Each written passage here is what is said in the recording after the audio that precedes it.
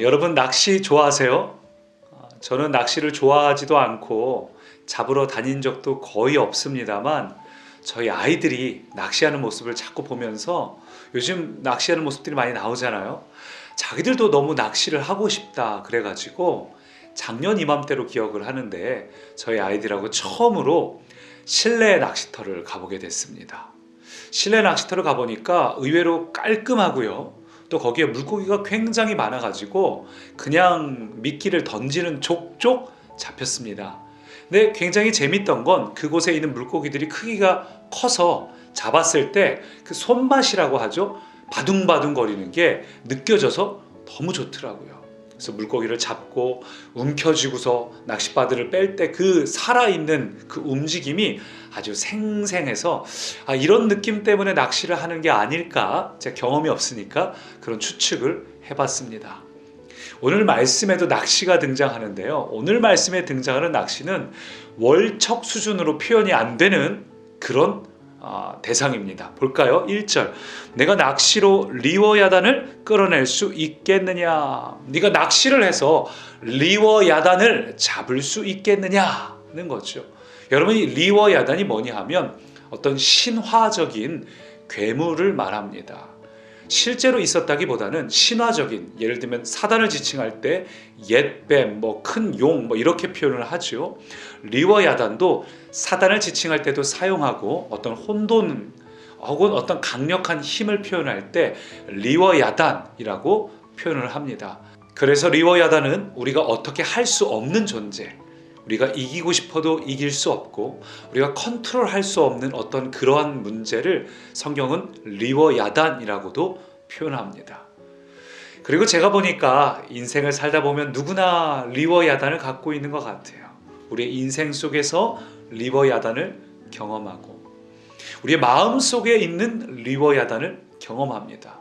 좀처럼 내 뜻대로 안 되고 좀처럼 내 마음대로 컨트롤되지 않는 강력한 힘, 리워야단을 누구나 보게 됩니다. 그럼 우리가 이런 생각을 해볼 수 있죠. 하나님은 어째서 리워야단을 우리 곁에 두셨을까요? 어째서 우리의 마음에서, 우리의 인생에서 이 리워야단을 치워주지 않으시고 그냥 우리 곁에 놔두신 이유가 무엇일까요? 그것은 한 가지 모순 때문입니다. 우리는 이 괴물 같은 세상에 대해서, 리워야단 같은 여러 가지 문제나 어려움에 대해서는 두려워합니다.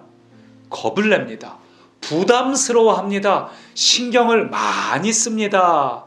반면에 리워야단보다 훨씬 위에 계신 하나님을 향해서는 별로 신경을 쓰지 않습니다.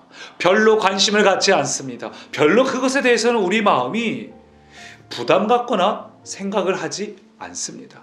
바로 이 모순 때문에 하나님께서는 우리에게 리워야단을 허락하신 거죠.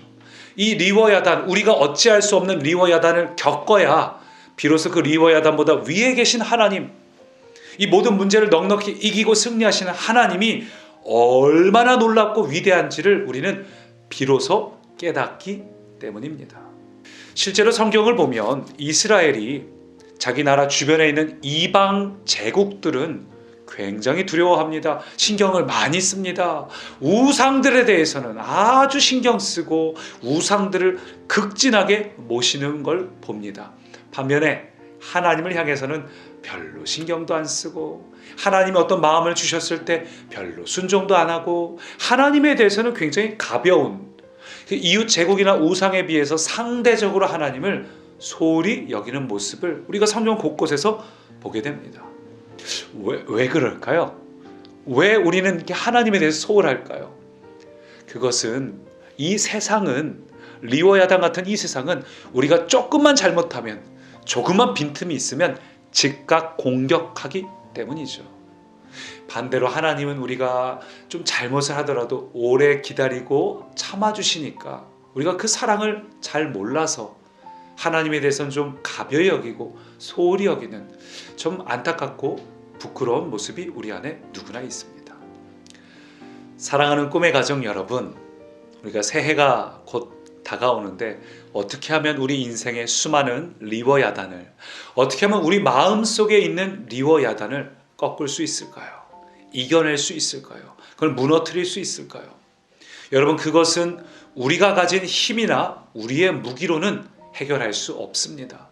오늘 말씀 보니까 7절, 많은 창으로 그 가죽을 찌르거나 작사를 그 머리에 꽂을 수 있겠느냐? 못한다는 거예요. 또 13절, 누가 그것의 겉가죽을 벗기겠느냐? 보니까 리워 야단이 얼마나 단단하고 얼마나 강력한지를 계속 보여줍니다. 여러분, 그래요. 새해가 된다고, 새로운 각오, 새로운 열정이 있다고 해서 여러분 마음에 있는 리워 야단이, 여러분 인생에 있는 리워 야단을 우리가 이길 수 있는 게 아닙니다. 우리가 리워 야단을 이길 수 있는 유일한 한 가지 방법은 바로 하나님께 맡겨 드리는 것입니다. 그것을 우리가 두 글자로 하면은 이번 주일에 나눴죠. 바로 회개입니다. 회개. 회개는 우리 어떤 행위나 어떤 결과물에 대해서 회개하자는 것이 아니라 우리의 본질에 대한 회개예요. 하나님, 내가 하나님의 월계관을 기다려야 되는데 왕관을 쓰고 싶어 했군요. 이 마음을 회개하는 것. 내 속에 있는 리워 야단, 내 앞에 있는 이 리워 야단, 이 문제를 내가 어떻게든 해결하려고 했던 이 마음들, 여러분 이 마음을 내려놓으시고 내 힘으로 할 수 없어요. 그래서 해결하실 수 있는 하나님, 그 하나님 앞에 겸손하게 서는 것, 하나님 주시는 말씀에 온전히 따라가는 것, 그것이 우리가 2022년도에 하나님 앞에서 우리가 나아가야 될 모습입니다. 사랑하는 꿈의 가정 여러분, 여러분 앞에 있는 리워 야단 때문에 여러분이 힘든 것이 아니라 오히려 그 문제 때문에 하나님을 경험하고 하나님의 능력을 발견하고 하나님의 놀라우심을 경험하는 우리의 2022년이 되기를 소망합니다. 살아계신 하나님, 리워 야단을 내 곁에 두신 이유, 그것을 통해서 하나님이 어떤 분인지 경험하라는 그 하나님 마음 깨닫고 우리가 새해에 하나님과 온전히 동행하고 하나님 말씀에 온전히 순종하고 기도하는 우리가 되게 하여 주옵소서. 감사드리며 예수님 이름으로 기도합니다. 아멘. 누구도 본 적이 없는 새로운 일이 지금 이 땅 위에 일어나네.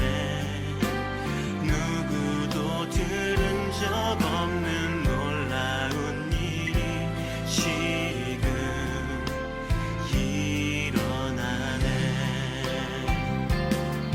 기도는 반드시 응답되니 전심으로 기도하세. 주가 베푸시